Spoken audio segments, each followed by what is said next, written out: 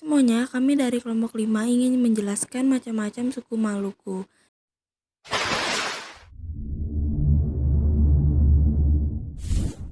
Yang pertama ada suku Ambon. Suku Ambon sendiri merupakan campuran Austronesia Papua yang berasal dari Pulau Ambon, Saparua, Nusa Laut, Haruku, dan Seram Barat, dengan mayoritas suku menganut agama Kristen Protestan dan Islam.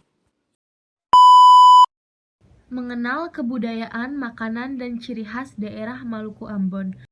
Ambon merupakan sebuah suku yang berada di sebagian besar Kepulauan Maluku.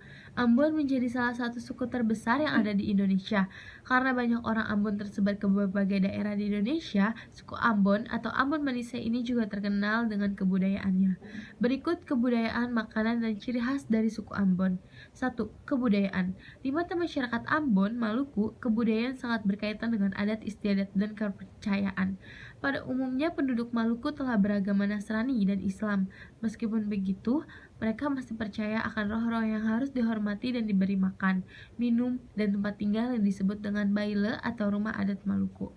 Agar tidak menjadi gangguan bagi mereka yang hidup di dunia ini, orang-orang pun diwajibkan melakukan upacara terlebih dahulu sebelum memasuki baile dengan melalui perantara antara manusia dengan roh-roh nenek moyang. Selain itu juga harus berpakaian adat berwarna hitam dengan sapu tangan merah yang dikalungkan pada bahu. Dalam baila terdapat pamili, yaitu batu yang dianggap keramat atau berkekuatan gaib yang besarnya kira-kira 2 meter persegi. Batu itu digunakan sebagai altar tempat kurban-kurban dan sajian. Dalam keyakinan religi mereka masih mempercayai hal-hal yang akan membawa mereka bencana bagi yang tidak menjalankannya. Misalnya, menjalankan upacara bersih desa yang mencakup bangunan-bangunan baile, rumah-rumah, dan perkarangan. Bila tidak dilakukan dengan baik, maka orang itu bisa jatuh sakit, kemudian mati. Seluruh desa bisa terjangkit penyakit atau panennya gagal. Selanjutnya makanan khas. Yang pertama ada papeda. Belum lengkap makanan tanpa papeda. Begitulah kata orang-orang Ambon.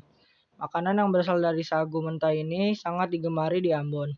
Papeda biasanya dimakan dengan ikan kuah kuning. Rasanya kalau kata orang Ambon paling sedap seng ada lawang, yang artinya sangat enak dan tidak ada tandingannya. Orang Ambon biasanya makan papeda terlebih dahulu sebelum memakan nasi. Yang kedua ada kohu-kohu dengan kasbi atau singkong rebus.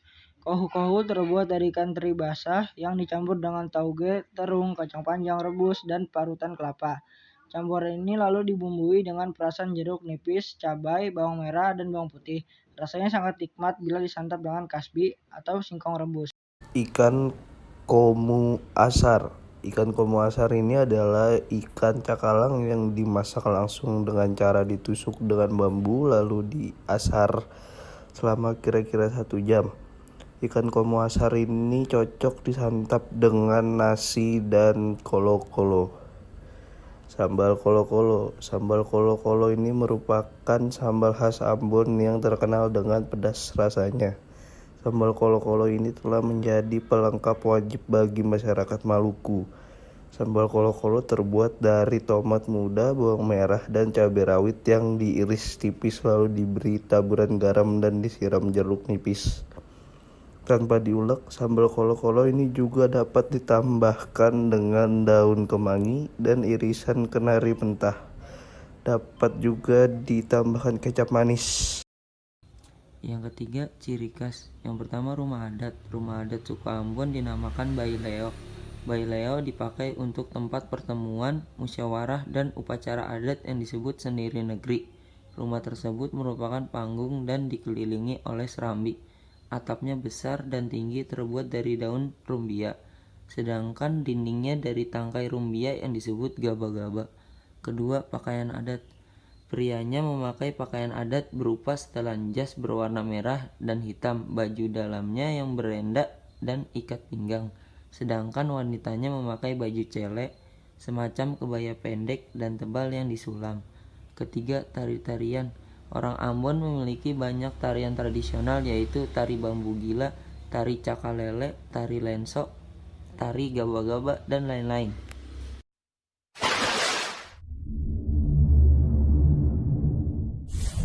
Yang kedua, ada dari suku Kei. Suku Kei menyebut dirinya sebagai Evaf, mayoritas masyarakat suku Kei telah memeluk agama seperti Islam dan Kristen, namun sebagian dari mereka masih ada yang menganut kepercayaan terhadap roh dan kekuatan gaib.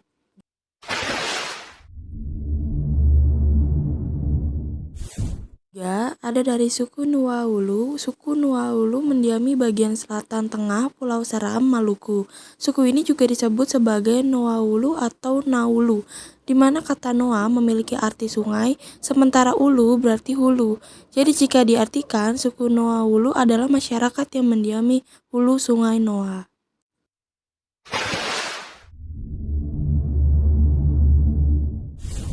Yang keempat ada dari suku Tidore. Suku Tidore berdomisili di Provinsi Maluku Utara. Ras asli dari suku Tidore adalah Melanesia, yang mana saat masa penjajahan Belanda dulu, Tidore adalah daerah kesultanan.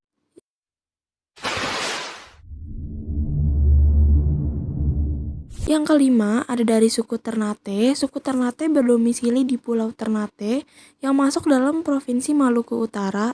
Selain di Pulau Ternate, ada juga yang mendiami Pulau Obi dan Pulau Bacan.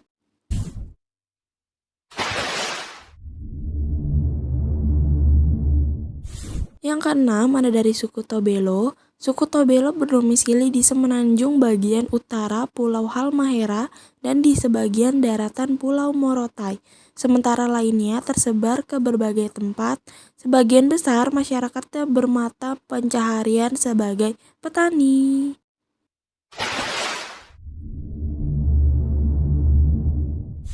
Yang ketujuh ada dari suku Togutil. Suku Togutil termasuk juga sebagai suku Tobelo dalam. Suku Togutil hidup di hutan-hutan secara nomaden di sekitar hutan Totodoku, Tukur-Tukur, Lolobata, Buli, dan Kobekulo. Hutan-hutan ini masih termasuk dalam Taman Nasional Akete Jawe Lolobata, Kabupaten Halmahera Utara, Maluku Utara.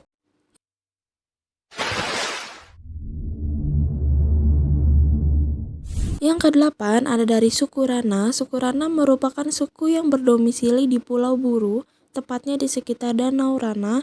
Ciri fisik orang Rana yaitu memiliki tinggi antara 1,50 cm sampai 1,60 cm dengan kulit sawo matang, mata tidak terlalu tipis, bibir sedang, tidak tebal, serta rambut kejur atau kaku.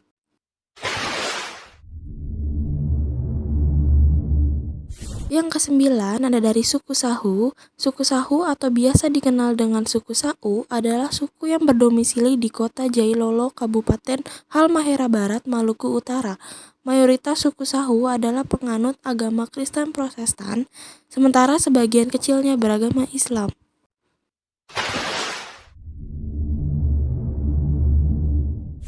Yang terakhir ada dari suku Tanimbar. Suku Tanimbar biasa menyebut diri mereka sebagai orang Numbar.